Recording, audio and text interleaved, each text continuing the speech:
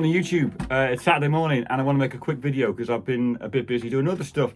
And this is another story about an old guitar, which you can probably see is my Sigma, which is a copy of a Martin. And I'll explain a bit about my story, particularly with this guitar and why I got it. And later on I'll show you some close-up pictures of what it's built like. Okay, so this is a guitar built either in the very late 70s or early 80s. I got it about 4 years ago now, I think, in a trade for an acoustic bass, which wasn't a good idea. I'm not a good bass player. I can manage with this, but the bass is not my thing. Anyway, so I traded it with this guy, and I've been wanting one of these for a long time. And I'm going to go back in time to the early 80s when I first saw one of these. I got interested in playing folk music and acoustic stuff and joined in with a few people who were playing that very regularly. And the guy's name that particularly I noticed playing this, and I play with him and I had a lot to do with the guy, really nice guy called Frank Welcome. Frank is, I think, still playing live in gigs in England. So if you get to see this, hi Frank, great to see you again. We should play again together. But anyway, but Frank was in a band with two other people and he played acoustic guitar, mainly a nylon strung Spanish style guitar, which was mic'd up and it sounded really good. He was a really good guitar player, multi-instrumentalist. But also for some songs, he had a Sigma acoustic guitar. And he explained to me the background about it because I didn't, you know, I was young back then, long time ago, and I didn't know much about Sigma guitars at all. I knew about Martins, which is what they're kind of based on, and he explained to me the story back then was very clear that Martin wanted to have a kind of cheaper range, so they made them abroad, and they were basically exactly the same dimensions, the same construction style. They made different models to be comparable to the Sigma, to the Martin guitars, which were, yeah, basically unaffordable for most musicians back then in England, certainly for us anyway. But yeah, that was the idea, and I heard it and I thought that sounds a really nice guitar. And I was tempted when I bought the Ovation, which you might see in a different video. I was tempted, should I go for a Sigma guitar or not? I went for the Ovation, but I always kind of regretted and thought maybe sometime I'm going to get myself a Sigma. And then on the Dutch, eventually, you know, years and years later, on the Dutch marketplace website where you can trade secondhand stuff, kind of Craigslist-ish, I saw a guy who wanted to sell one or maybe trade for something. So I offered, would you be interested in a trade for this a Dean acoustic bass? And he agreed with a little bit of money from my side, which I thought was a fair deal, and he did as well. And I got this, in my opinion, really nice Sigma copy of a Martin Dreadnought. It's, from what I understand, solid top, but it's a laminated back and sides. There are different models of the Sigmas back then also.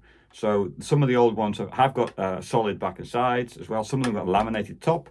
So if you're going to look around for one, try some different stuff. And also, relatively recently, Sigma is back in production again. I don't completely understand the business model behind it because it's not directly related to Martin anymore, but it's still using a logo which is very much like a Martin logo and the exact dimensions of the Martin guitars. They're also now making them in the shapes and sizes of Gibson guitars.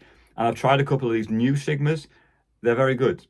Yeah, if I want another acoustic, which every guitarist always wants another guitar, I will be also tempted to try one of the newer Sigmas. But this one, it's got a lovely full sound.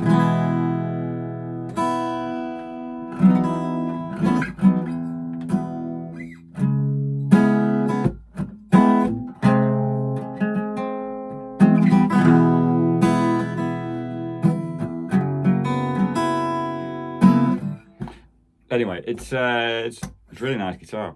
So that's my story of it. So thanks to Frank for giving me the idea of getting one of these things. I played it a couple of times at they were in pubs. There were these folk nights in pubs back then.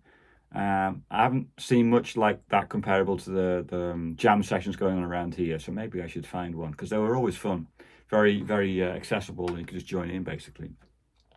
So we're gonna get some close-ups of the guitar for you, so you get an idea what it looks like, a bit tidier. It needs new strings like most of my guitars. It could do with a clean, but it gets used quite often. The only thing wrong with it is it did get damaged by me. Something fell on it, so let's see if you can see it just here. It got a bit of a dint through the lacquer, which is a pity. But hey, things get used and it's life. We've all got some scars somewhere. Okay, you're gonna stop this for a second and skip to the close-ups. Okay, see you later. So we started the headstock with the wonderful Sigma Guitars logo, and indeed 1970 they started. And like I said, I think this one must be judging from the labeling from the very late 70s, early 80s. It's actually not even worn too much on the frets and on the fingerboard. There's slight some indentation there, but it could have been used a huge amount by the previous owner. And I want to show this label because also, if it zooms in okay, you can see it was imported, and then I get the light on it properly, through Sweden, because it came to the Europe model. If you go into the DM-1, that's it. And then there's the typical standard bridge, and that's the woodwork you can see. Yeah, I don't even see the edge of it. Just see it is that's not focusing properly. It is a solid piece of spruce on the top and laminated back and sides. And that's it. No pickup built in, so you need to amplify it through or use a mic in front of it or something. I was considering getting a pickup, you know, one of those a bag kind of thing in here, but I use other stuff.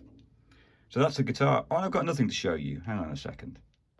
It's this. It's the original case with a few. Yeah, it's been used and travelled. I took it to quite a lot of places now myself.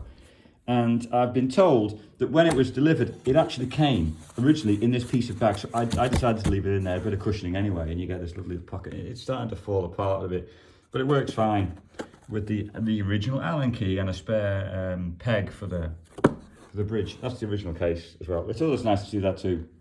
So I just realised I showed you the front of the guitar and the case, but I didn't show you the back of the guitar. So here we go. The back of the body, as you can see, is kind of fake two-piece part with the join in the middle. Now it's one piece and it's a laminate which is made to look like two pieces. And there's the neck and also the tuners, you can see, and also the focuses, but this is made in Japan back in those days. And it's a really nice guitar.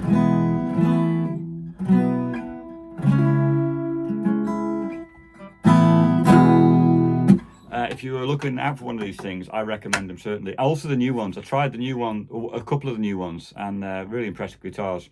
Certainly for the money, I really enjoyed them. That's about it for today, I think. Have a good Saturday, enjoy music, and take care. Bye for now.